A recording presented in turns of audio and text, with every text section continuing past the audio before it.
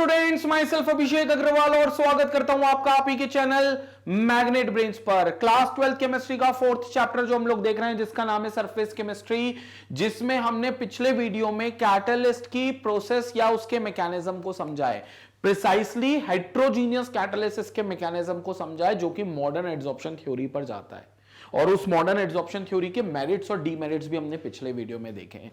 अब इस वीडियो में बच्चों हम लोग बात करने वाले हैं कुछ कैटलिस्ट की प्रॉपर्टीज की, यानी कि कुछ कैटलिस्ट के फीचर्स की। और बहुत ज्यादा फीचर्स नहीं होते कैटलिस्ट, हम भाई एक अच्छा कैटलिस्ट तब मान सकते हैं जब उसके पास सिर्फ दो फीचर्स हो, अच्छी क्वालिटी में दो फीचर्स हो।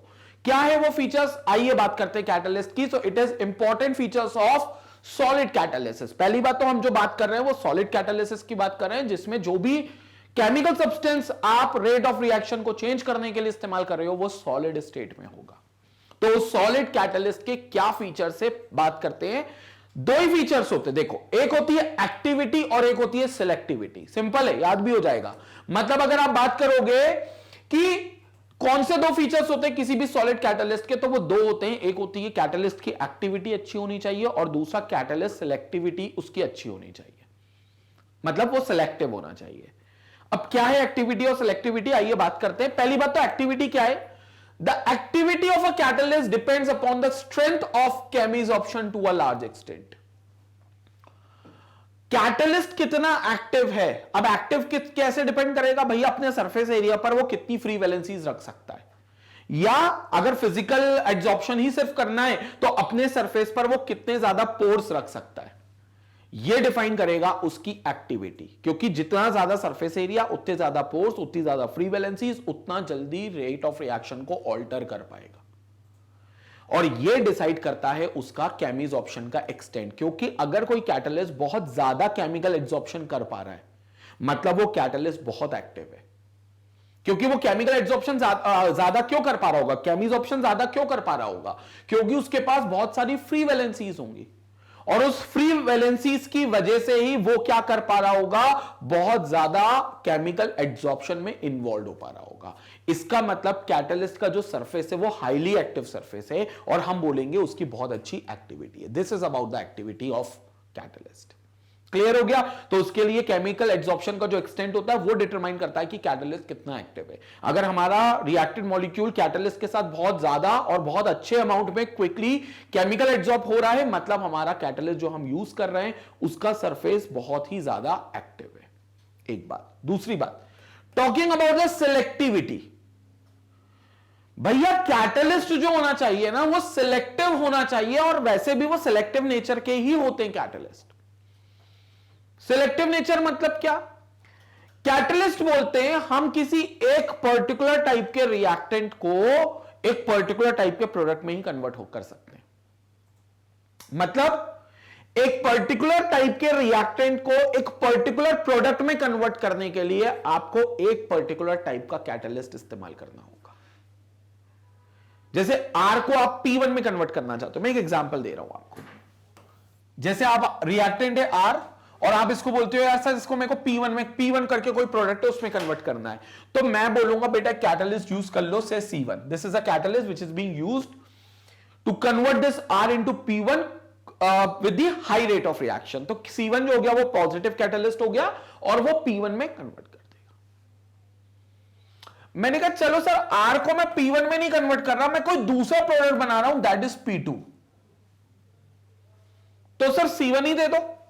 क्योंकि पहले C1 ने R के साथ बहुत अच्छा रिएक्शन कर लिया था, एड्सॉर्प्शन थ्योरी को फॉलो कर लिया था, इस बार भी C1 R के साथ बहुत अच्छी एड्सॉर्प्शन थ्योरी को फॉलो कर लेगा। मैं कहूंगा नहीं भैया अब C1 नहीं चलेगा यहां पर। अगर तुम्हें कोई दूसरा प्रोडक्ट बनाना है तो कैटलिस्ट भी कोई दूसरा इस्तेमाल करना पड़ेगा, and now the catalyst which is being used will be C2। अब आपको दूसरा कैटलिस्ट इस्तेमाल करना पड़ेगा, क्योंकि C1 जो था वो सिर्फ P1 यील्ड करने के लिए ही था। जो C1 था वो सिर्फ P1 ही बनाएगा आपको, और C2 जो था वो P2 बनाएगा आपको। मतलब हर कैटलिस्ट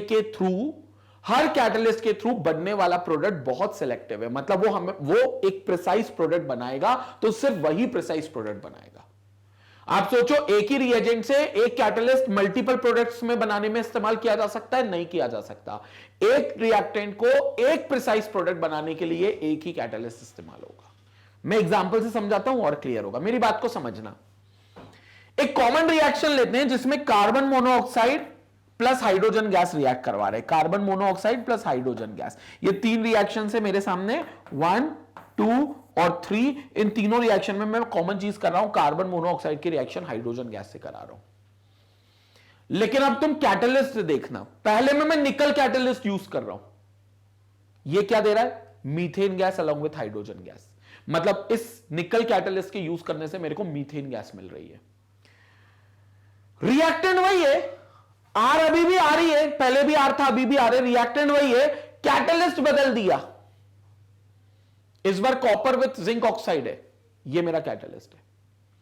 इसने मेरे को मीथेनॉल दे दिया। इसने नहीं दिया मेरे को मीथेन प्लस हाइड्रोजन गैस, इसने मेरे को दे दिया सीधा मीथेनॉल। प्रोडक्ट अलग आ गया क्योंकि कैटलिस्ट अलग है, तो प्रोडक्ट अलग आ गया। कार्बन मोनोऑक्साइड H2, फिर से रिएक्टेंट वही है, लेकिन इस बार कैटलिस्ट कॉपर मेटल यूज करा है सिर्फ आपने, सिर्फ कॉपर मेटल। आप देखो आपको मिल गया HCHO which is called methanal. Methanal, ये एल्डिहाइड ग्रुप मिल गया। इससे एल्डिहाइड मिला, इधर ऊपर अल्कोहल मिला, ऊपर हाइड्रोकार्बन CH4 मिला, एल्केन। मेरी बात समझ में आ रही है? आपने सेम रिएक्टेंट से अलग अलग कैटलिस्ट अगर इस्तेमाल करोगे तो हर कैटलिस्ट बहुत सिलेक्टिव है प्रोडक्ट फॉर्मेशन के लिए।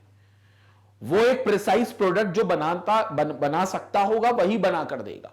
वैसे कैटलिस्ट का बनाने का कोई रोल नहीं है, लेकिन कैटलिस्ट के सरफेस पे जो फ्री वैलेंसीज हैं वो रिएक्शन को उस रास्ते पर ले जाएंगी जिस पर वही प्रोडक्ट बनेगा। क्योंकि कैटलिस्ट, ये बात मानते हो आपकी, वो रिएक्शन के पाथ को बदल देता है। ये बात मैंने आपको बहुत 2-3 वीडियो पहले बताई थी, जब मैंने कैटलिस्ट का मैकेनिज्म आपको समझाया था कि वो एक नए पाथ से रिएक्टेंट टू प्रोडक्ट कन्वर्जन करता है, नए पाथ से।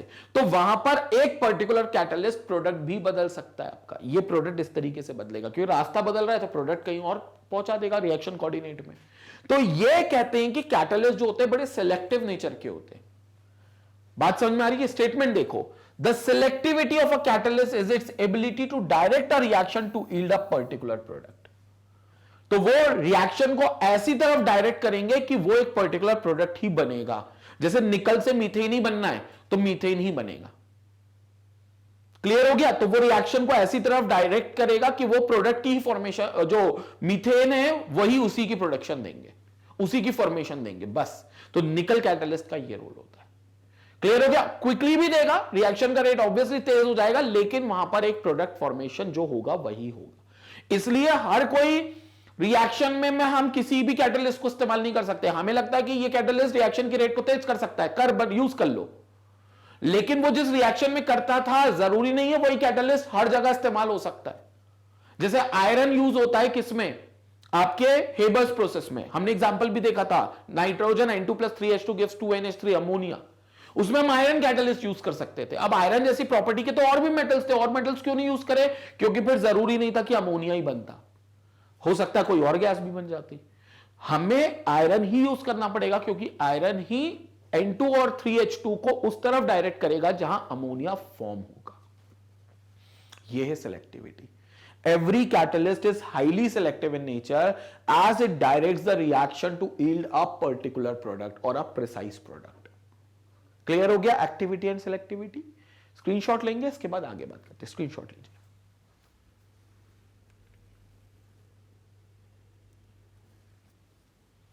नाउ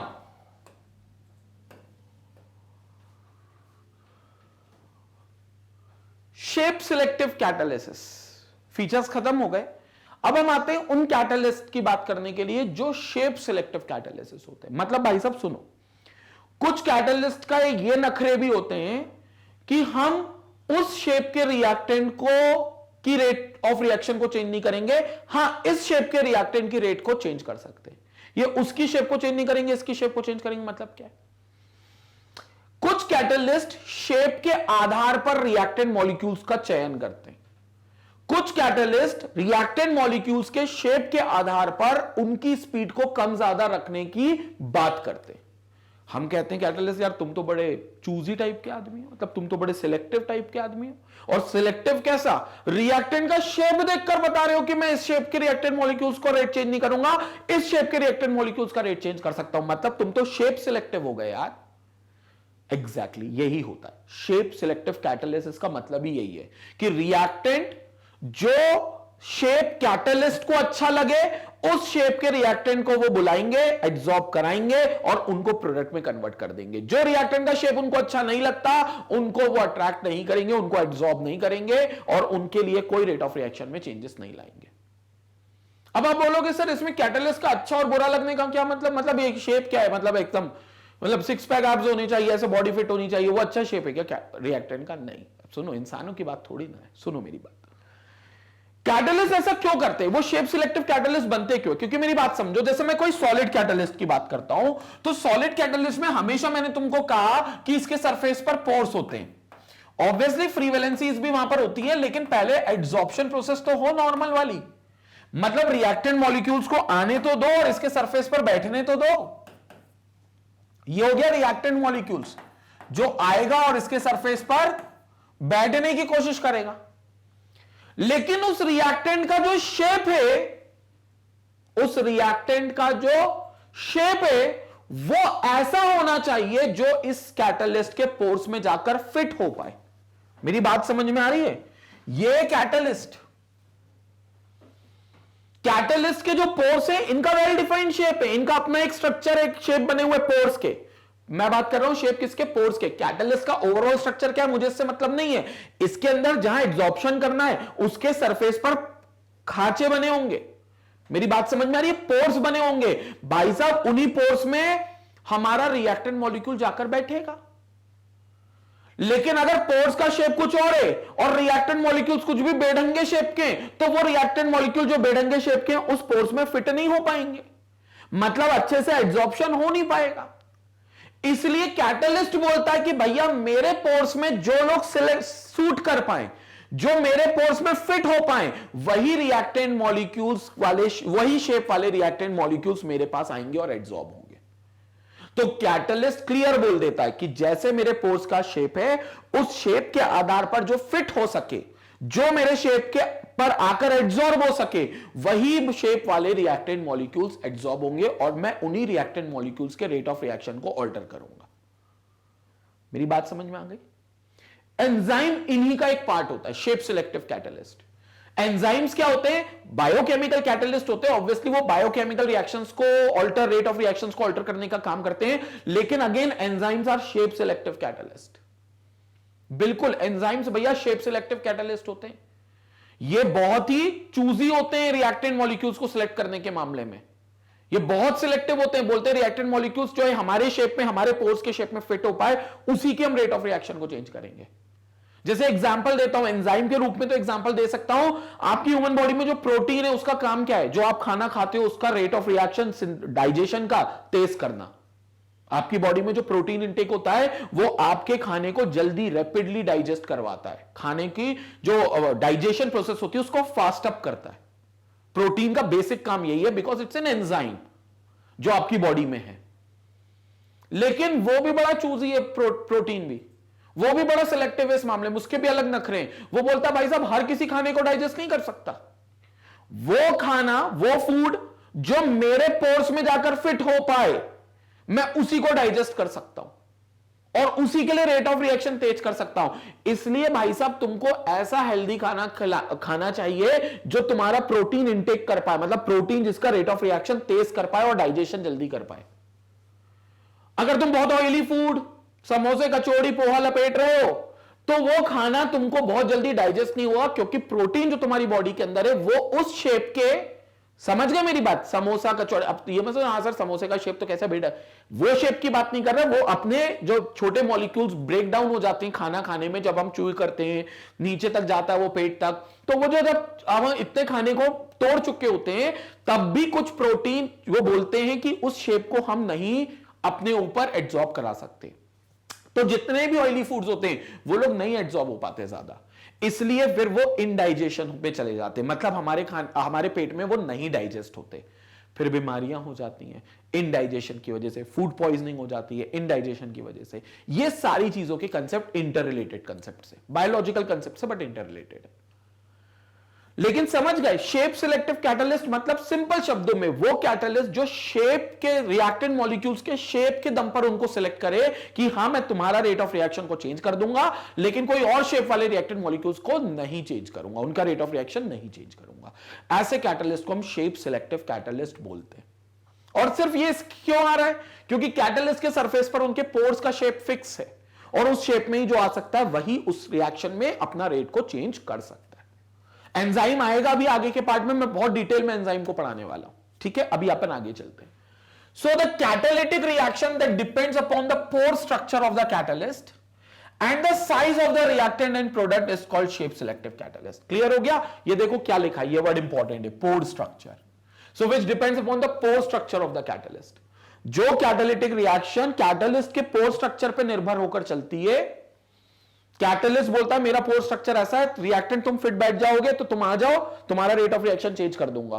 कोई दूसरे रिएक्टेंट तुम फिट नहीं बैठोगे, तुम मत आना, मैं तुम्हारा रेट ऑफ रिएक्शन चेंज नहीं करूंगा। ऐसे कैटलिस्ट को हम शेप सिलेक्टिव कैटालिसिस बोलते हैं। उस प्रोसेस को, उस कैटलिस्ट की प्रोसेस को हम शेप सिलेक्टिव कैटालिसिस बोलते हैं। एग्जांपल है जियोलाइट्स। जो जियोलाइट्स होते हैं बहुत ज्यादा यूज होते हैं इंडस्ट्रीज में, वो जियोलाइट्स जो होते हैं वो शेप सिलेक्टिव कैटलिस्ट्स होते हैं। Are you getting my point? And are shape selective catalysts, they are microporous aluminosilicates. Basically they are aluminosilicates. इसमें एक बहुत फेमस जियोलाइट है जिसको बोलते हो ZSM5, zeolite Socony Mobil. Zeolite Socony Mobil, Mobil तो उस कंपनी का नाम है जिसने इसको पेटेंट करा लिया है। ZSM5, 5 इसलिए क्योंकि इसमें 5 मेंबर की रिंग होती है। ये ZSM5 जो है ये बहुत ही वाइडली यूज जियोलाइट हो रहा है। पेट्रोलियम इंडस्ट्री में यूज होता है ये जियोलाइट। पेट्रोलियम इंडस्ट्री में पेट्रोलियम प्रोडक्ट्स को जल्दी डिराइव करने के लिए इसका इस्तेमाल करते हैं ZSM5 का। This is zeolite Socony Mobil. Zeolite Socony Mobil. Mobil तो एक्चुअली पेट्रोलियम कंपनी है जिन्होंने क्या कर रखा है, इसको पेटेंट करा रखा है कि हम ही यूज करते हैं इसको पेट्रोलियम इंडस्ट्री में। 5 इसलिए यूज कर रहे हैं क्योंकि इसमें 5 रिंग्ड होती है। ये पेंटासिल होता है। पेंटासिल मतलब 5 मेंबर की रिंग्स होती हैं और 8 ऐसी 5 मेंबर रिंग्स होती हैं, मतलब 8 रिंग्स होती हैं टोटल 5 मेंबर्ड की रिंग्स। अब वो रिंग के वर्टाइसिस में कौन है? एल्यूमिनियम, ऑक्सीजन और सिलिकॉन। तो ऐसे अगर आप रिंग बनाओ, जैसे मैं बता देता हूं आपको, ये 5 मेंबर्ड की एक रिंग हो गई पेंटागोन टाइप की। ये हो गया पेंटागोन टाइप का 5 मेंबर्ड रिंग। अब ऐसी 8 रिंग्स बनेंगी तो ये हो जाएगा पेंटासिल, इसे बोलते हैं पेंटासिल। और इसके वर्टाइसिस पे कौन होगा? Aluminium, oxygen, silicon. 3 dimensional network रहता है एल्यूमिनियम, ऑक्सीजन, सिलिकॉन। अभी आएगा, आगे बताऊंगा आपको। तो ये ZSM5 जो होता है ये एक जियोलाइट है, रिफाइनिंग में यूज होता है ये। क्लियर हो गया? पेट्रोलियम रिफाइनिंग में, उसके पेट्रोलियम के डेरिवेटिव्स निकालने के लिए। और ये आपका बहुत शेप सिलेक्टिव कैटलिस्ट है क्योंकि जो एल्यूमिनियम, ऑक्सीजन, सिलिकेट्स जो बनाते हैं, एल्यूमिनियम ऑक्सी सिलिकेट्स, ये क्या करते हैं, ये अपने बीच में केज लाइक स्ट्रक्चर बनाते हैं, केज टाइप पिंजरे जैसा स्ट्रक्चर बनाते हैं, जिसमें जो रिएक्टेंट मॉलिक्यूल फंस गया ये उसको रेट ऑफ रिएक्शन चेंज कर देंगे। जो रिएक्टेंट मॉलिक्यूल नहीं फंसा उसके लिए ये नहीं जिम्मेदार होते, मतलब उसकी रेट ऑफ रिएक्शन ये चेंज नहीं कर सकते। इसलिए ZSM5 आपका एक शेप सिलेक्टिव कैटलिस्ट होता है। क्लियर हो रही है बात? स्क्रीनशॉट लेंगे फिर आगे बात करते हैं। स्क्रीनशॉट लो।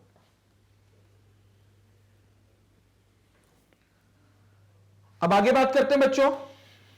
तो ये हो गया आपका ZSM5। अब इसके बाद zeolites have 3-dimensional network in which some silicon atoms are replaced by aluminum atoms giving ALOSI framework। मैंने बताया था एल्यूमिनियम ऑक्सीसिलिकेट ऐसा होता है। तो जियोलाइट्स का 3-डायमेंशनल नेटवर्क होता है। तीनों दिशाओं में एक ऐसा पिंजरा टाइप का बना लेते, केज टाइप का बना लेते, जिसको एल्यूमिनियम ऑक्सीजन सिलिकेट का फ्रेमवर्क बोलते हैं। आगे, the reactions taking place in zeolites depend upon the size and shape of the reactant or product molecule as well as upon the pores or cavities। जो reaction इसमें होगी वो reactant molecules के size और shape पर depend होगी, क्योंकि वो जियोलाइट शेप सिलेक्टिव है, तो वो एक पर्टिकुलर शेप के रिएक्टेंट को अपने अंदर अपने ऊपर एब्सॉर्ब करा लेगा। So the reaction taking place in zeolite depends upon the size and shape of the reactant और product molecules as well as upon the pores और कैविटीज, और वो पोर्स और कैविटीज पे डिपेंड करेगा जो जियोलाइट पर है। जैसे जियोलाइट मान लो ये एक सरफेस है, ठीक है, अब इस पर क्या हो गया, ये ऐसे पोर्स हो गए, 5 मेंबर्ड रिंग के पेंटासेल टाइप का बन गया, ये पेंटासेल टाइप के स्ट्रक्चर। अब हर कोई इस पर फिट नहीं बैठ सकता, जो रिएक्टेंट मॉलिक्यूल इस शेप पे फिट बैठ जाएगा ये उसको क्या कर देंगे, उसको कर देंगे रेट ऑफ रिएक्शन को ऑल्टर, जो नहीं फिट बैठेगा उसकी रेट ऑफ रिएक्शन को ऑल्टर नहीं कर पाएंगे। तो ये आपके जियोलाइट्स होते हैं, और इसके वर्टाइसिस पे जो होते हैं वो एल्यूमिनियम, ऑक्सीजन, सिलिकॉन होते हैं। तो ऐसा एल्यूमिनियम, ऑक्सीजन, सिलिकॉन, फिर ऑक्सीजन, फिर एल्यूमिनियम, ये ऐसे करते करते ये लोग क्या करते हैं, अपने आप को 3 डायमेंशनल नेटवर्क में कन्वर्ट करते हैं। तो ये 3 डायमेंशनल नेटवर्क इनका ऐसा चलता रहता है। क्लियर हो गया। और ये बीच में ऐसी कैविटीज बनती रहती हैं, ये जो बीच में बनी है these are cavities, cage like structure, जिसमें रिएक्टेंट मॉलिक्यूल फिट बैठ जाता है। नॉट ऑल, बट जो फिट बैठ सकता है उसी को ये कैटालिसिस कर सकते हैं। क्लियर हो गया। ZSM5 बड़ा फेमस है, अभी आएगा शेप सिलेक्टिव कैटालिस्ट में, आप जल्दी से इसका स्क्रीनशॉट लें फिर आगे बात करते हैं।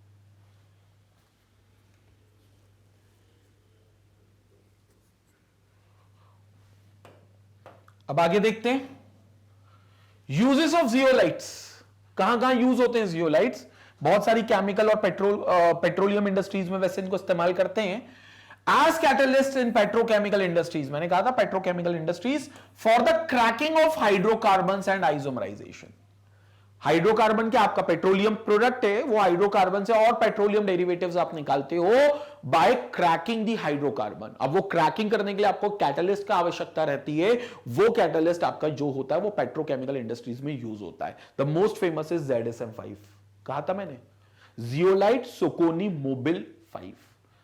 क्लियर हो गया। मोबिल बस कंपनी का नाम है, याद रखना। जियोलाइट बाकी वो 5 मेंबर्ड रिंग्स का बनता है। 5 membered rings aluminium, oxygen, silicon का ही फ्रेमवर्क रहती है, और 5 मेंबर्ड रिंग से वो बनता है, इसलिए उसमें 5 यूज किया है।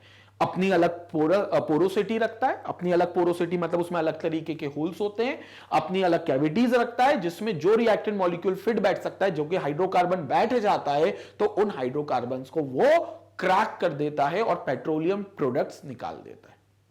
क्लियर। सो ZSM5 converts alcohols directly into gasoline, alcohol को भी डायरेक्टली कन्वर्ट करता है गैसोलीन में, जो पेट्रोल है, by dehydrating them to give a mixture of hydrocarbons, by dehydrating them. Clear हो गया। ये ZSM की वर्किंग दिखाई है जो पेट्रोकेमिकल इंडस्ट्रीज में यूज होती है। स्क्रीनशॉट लेंगे शेप सिलेक्टिव कैटालिसिस का, फिर उसके बाद हम लोग और आगे बात करते हैं।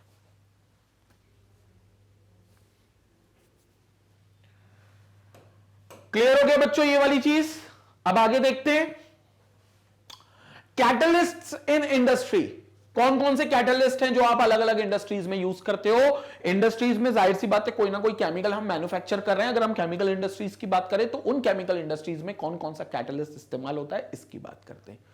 पहला हेबर्स प्रोसेस, ये कहां यूज होती है, जहां अमोनिया का फॉर्मेशन होना है, जहां अमोनिया का प्रोडक्शन होना है, तो it is basically the manufacturing of ammonia. Reaction क्या है, N2 gas, H2 gas, Fe solid which is used as a catalyst with a molybdenum solid another metal which is used as a promoter।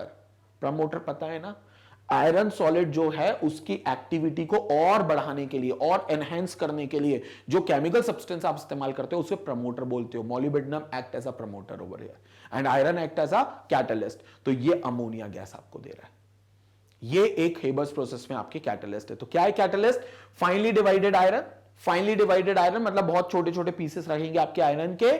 Promoter will be molybdenum, pressure will be 200 bar. Although pressure बहुत ज्यादा है, लेकिन सोचो जब catalyst है तब इतना ज्यादा है, अगर कैटलिस्ट नहीं होता तो सोचो कितना ज्यादा होता। And temperature is coming out to be 723 to 773 kelvin.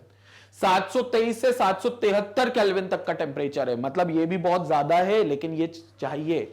अगर आपको अमोनिया गैस बनाना है तो तब टेम्परेचर होना चाहिए। और सोचो ये टेम्परेचर तब है जब कैटलिस्ट और प्रमोटर यूज कर रहे हो। अगर कैटलिस्ट और प्रमोटर यूज नहीं करते तब तो तुम सोच नहीं सकते, 2000 के डिग्री सेल्सियस के ऊपर ही लेना पड़ता टेम्परेचर। ये तो फिर भी 723 773 है, मतलब फिर भी आपका कम है। अगर आप लेते तो 2000 डिग्री सेल्सियस के ग्रेड्स में लेना पड़ता, जो बहुत मुश्किल से अचीव होता। और इतनी टेम्परेचर तक पहुंचने के लिए ना खर्चा बहुत करना पड़ता है। जितना आप हाई टेम्परेचर पर जाओगे ना आपको खर्चा ज्यादा लगेगा, क्योंकि उस हिसाब से इक्विपमेंट सारी चीजें आपको देखनी पड़ेंगी, तो उस हिसाब से आपका खर्चा बहुत हो जाएगा। इसीलिए कई बार कैटलिस्ट क्या करते हैं, इकोनॉमिकल वे में भी बड़े फायदेमंद होते हैं, इंडस्ट्री और फैक्ट्री में कॉस्ट कटिंग करने के लिए भी बड़े फायदेमंद होते हैं, क्योंकि फिर आपको उतने ज्यादा टेम्परेचर की जरूरत नहीं है, तो आपका खर्चा जो होगा वो बच जाएगा। तो यहां पर क्या है, हेबर्स प्रोसेस है जिसमें हम इन कैटलिस्ट का इस्तेमाल करते हैं। किसका, आयरन का एज अ कैटलिस्ट इस्तेमाल करते हैं और मोलिब्डेनम एज अ प्रमोटर इस्तेमाल करते हैं। क्लियर हो गई बात? जल्दी से स्क्रीनशॉट लेंगे फिर हम लोग आगे बढ़ते हैं। तो पहला आपने देख लिया कि हेबर्स प्रोसेस में आपका कौन सा कैटलिस्ट इस्तेमाल होता है और प्रमोटर कौन सा इस्तेमाल होता है। कैटलिस्ट है आयरन और प्रमोटर है मोलिब्डेनम। अब हम लोग और दूसरी इंडस्ट्री में जाते हैं भैया, ओस्टवाल्ड प्रोसेस देखते हैं, जो कि किसके मैन्युफैक्चरिंग में यूज होता है, नाइट्रिक एसिड। मतलब नाइट्रिक एसिड जहां मैन्युफैक्चर होते हैं उन इंडस्ट्री में ओस्टवाल्ड प्रोसेस में भी आपका कैटलिस्ट यूज होता है। अब देखो, पहले तो रिएक्शन देख लो, यहां पर जो रिएक्शन है वो है अमोनिया पहले ऑक्सीडाइज होगा नाइट्रिक ऑक्साइड और H2O में। नाइट्रिक ऑक्साइड अपने आप को क्या करेगा, ऑक्सीडाइज करेगा NO2 में। तो ये जो ऑक्सीजन यूज हो रही है ना, ये ऑक्सीजन गैस किस पर आएगी, ये ऑक्सीजन गैस आएगी प्लैटिनाइज्ड एस्बेस्टस पे। तो प्लैटिनाइज्ड एस्बेस्टस जो होता है वो सरफेस एरिया प्रोवाइड करेगा और इस एस्बेस्टस पर आपकी ऑक्सीजन गैस एब्जॉर्ब होगी, जो फिर रिएक्टेंट मॉलिक्यूल्स के साथ कंबाइन होकर फाइनली आपको नाइट्रिक एसिड का फॉर्मेशन दे देगी। Again the temperature is 573 kelvin, जो कि कैटलिस्ट के यूज करने के बाद आ रहा है। क्लियर हो गई मेरी बात? तो सोचो, मतलब अगर ये कैटलिस्ट नहीं होते, प्लैटिनाइज्ड एस्बेस्टस नहीं होता अगर, तो कितना ज्यादा टेम्परेचर आपको यूज करना पड़ सकता था। इसीलिए यहां पर अगेन कॉस्ट कटिंग होती है, इकोनॉमिकल रूप से भी बहुत फायदेमंद होते हैं। और यहां जो ऑक्सीजन गैस है बेसिकली ये एब्जॉर्ब होगी आपकी प्लैटिनाइज्ड एस्बेस्टस के ऊपर।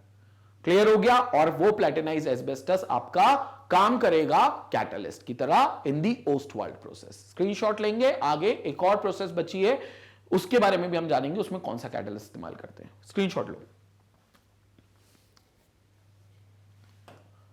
अब देखते हैं बच्चों तीसरी इंडस्ट्री जिसमें हम कॉन्टैक्ट प्रोसेस इस्तेमाल करते हैं, जो कि मैन्युफैक्चरिंग ऑफ सल्फ्यूरिक एसिड होता है। तो सल्फ्यूरिक एसिड की मैन्युफैक्चरिंग में इस्तेमाल करते हैं। यहां पर आपको डायग्राम भी बताया है, 10th क्लास में आपने पढ़ा भी होगा। सल्फ्यूरिक एसिड की मैन्युफैक्चरिंग जो कि कॉन्टैक्ट प्रोसेस के थ्रू होती है। ठीक है, अब इसमें होता क्या है पहले आप समझ लो। स्टेज 1 होती है जिसमें आपका सल्फर होता है और सल्फर को ऑक्सीजन गैस के साथ रिएक्ट करके सल्फर डाइऑक्साइड गैस में कन्वर्ट करते हो। तो पहले आपके पास सल्फर होता है जो सल्फर डाइऑक्साइड गैस में कन्वर्ट होता है, यानी कि सल्फर ऑक्सीडाइज्ड होता है।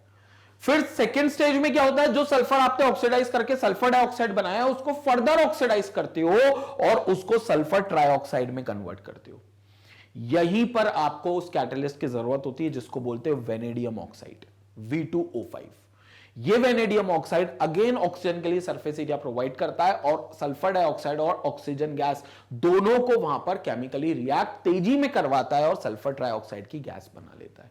तो सल्फर डाइऑक्साइड जो है यहां पर again it will be in gaseous form. तो गैस फॉर्म और O2 आपका गैस फॉर्म में दोनों इस सरफेस पर जाकर एब्जॉर्ब होते हैं। किसके सरफेस पे, V2O5 के। तो it is called platinised asbestos along with V2O5। तो आप V2O5 मेन जो कैटलिस्ट इसमें है वो V2O5 है, वेनेडियम ऑक्साइड। इस V2O5 का आप इस्तेमाल करते हो and the temperature is 673 to 723 kelvin. इसके रेंज के बीच में, इस रेंज में आपका टेम्परेचर होता है 673 से 723 केल्विन के बीच में। अगेन स्टेज 3 में फिर सल्फर ट्राइऑक्साइड जो बन गया वो फ्रेशली प्रिपेयर्ड सल्फ्यूरिक एसिड से रिएक्ट करता है। जो फ्रेश आपका सल्फ्यूरिक एसिड रखा होता है पहले से, थोड़ी मात्रा में चाहिए, वो आपको मिलता है और H2S2O7 बना देता है।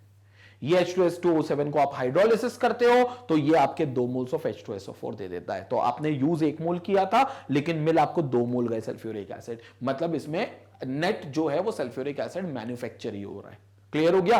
कई लोगों को लगता है सर सल्फ्यूरिक एसिड तो इस्तेमाल कर रहा है, ये बनाकर क्या देगा? इस्तेमाल वो 1 मोल कर रहा है लेकिन बनाकर आपको 2 मोल दे रहा है। तो नेट प्रोडक्शन आपको सल्फ्यूरिक एसिड की 1 मोल मिलेगी। क्लियर हो गया? ये तो लास्ट प्रोडक्ट है जिसमें ये H2S2O7 का ओलियम बनता है। ओलियम, इसको ओलियम बोलते हैं। This is oleum. ये ओलियम आगे चलकर हाइड्रोलिसिस करके 2 मोल सल्फ्यूरिक एसिड देता है। लेकिन स्टेज 2 में हम इस कैटलिस्ट का इस्तेमाल करते हैं V2O5। तो आप देख रहे हो ये कैटलिस्ट इंडस्ट्रीज में कितने ज्यादा जरूरी है डिफरेंट कंपोनेंट्स बनाने के लिए। हमने सारे कंपोनेंट्स देख लिया, अमोनिया गैस में भी देख लिया हेबर प्रोसेस के थ्रू, नाइट्रिक एसिड में देख लिया ओस्टवाल्ड प्रोसेस के थ्रू भी कैटलिस्ट चाहिए जो कि प्लेटिनाइज्ड एस्बेस्टस होता है, और फिर हमने देख लिया कॉन्टैक्ट प्रोसेस जिसमें सल्फ्यूरिक एसिड बनता है, उसमें भी V2O5 वेनेडियम ऑक्साइड का कैटलिस्ट इस्तेमाल होता है। जल्दी से आप इसका स्क्रीनशॉट लेंगे, इसके बाद हम लोग वीडियो को कंक्लूड करेंगे। स्क्रीनशॉट लीजिए। तो ये था बच्चों क्या एक तरीके से कैटलिस्ट की एप्लीकेशन जो डिफरेंट इंडस्ट्रीज में डिफरेंट केमिकल कंपोनेंट कंपाउंड जो कि बहुत इंपॉर्टेंट कंपाउंड्स होते हैं उनको बनाने में कैटलिस्ट इस्तेमाल करता है। और इसी में हमने देखा कि ये कैटलिस्ट कैसे इकोनॉमिकल वे में जो फैक्ट्रीज और इंडस्ट्रीज होती है उनकी कॉस्ट कटिंग भी करते हैं, इकोनॉमिकल तरीके से भी उन इंडस्ट्रीज को फायदा पहुंचाते हैं, क्योंकि आपको हाई टेम्परेचर को अचीव करने की जरूरत नहीं पड़ती। कैटलिस्ट के साथ आपका टेम्परेचर वहां पर उस रिएक्शन में जो पहले चाहिए था विदाउट कैटलिस्ट उससे लोअर डाउन हो जाता है। ये थी कैटलिस्ट की वर्किंग और कैटलिस्ट की एप्लीकेशन इंडस्ट्रीज में। और इसके साथ ही हम लोगों ने शेप सिलेक्टिव कैटलिस्ट और सॉलिड कैटलिस्ट के फीचर्स को देखा जो कि एक एक्टिविटी और सिलेक्टिविटी था। अगले वीडियो में बच्चों हम लोग कैटलिस्ट से ही जुड़े हुए कुछ और टर्म्स की बात करेंगे और अगले वीडियो में हम लोग अपना कैटलिस्ट टॉपिक कंप्लीट भी कर लेंगे। उसके बाद एंजाइम्स भी आएंगे, उसी में हम एंजाइम्स के बारे में भी डिटेल में जानेंगे, लेकिन सारी बातें अगले वीडियो में की जाएंगी। और जैसे कि आपको पता है मैग्नेट ब्रेन्स में क्लास 4 से लेकर क्लास 12 तक के हर चैप्टर हर सब्जेक्ट के एक्सक्लूसिव वीडियोस हैं जो आपकी पढ़ाई को बेहतर बनाने के लिए magnetbrains.com पर अवेलेबल है। आपको क्या करना है, आपको magnetbrains.com पर जाना है, वहां पर आपको सारे लेक्चर्स की प्लेलिस्ट मिलेगी जिनको आप एक्सेस कर सकते हैं और वहीं से इनसे जुड़े हुए नोट्स को भी डाउनलोड कर सकते हैं। Keep learning with Magnet Brains. Stay connected, stay educated, take care.